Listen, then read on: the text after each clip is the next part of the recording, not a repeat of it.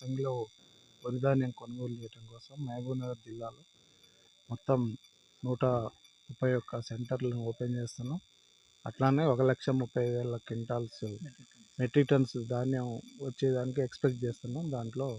దానికి తగ్గట్టుగా సెంటర్లు ఏర్పాటు చేసి రైతులకు గిట్టుబాటు ధర అందించే విధంగా ప్రభుత్వం సరైన చర్యలు తీసుకోవడం జరుగుతుంది. అందరు రైతులు తమ ధాన్యాన్ని కొనుగోలు కేంద్రాలకు తీసుకొచ్చి సరసమైన ధర పొందాలని తెలియజేస్తుంది.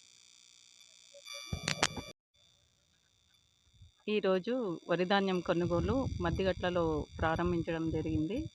మొత్తము ప్యాక్స్ 17లో మరియు DCMS మరియు FSCS మొత్తము 91 సెంటర్లలో ఈ సీజన్లో ఓపెన్ చేయడానికి నిర్ణయించడం జరిగింది.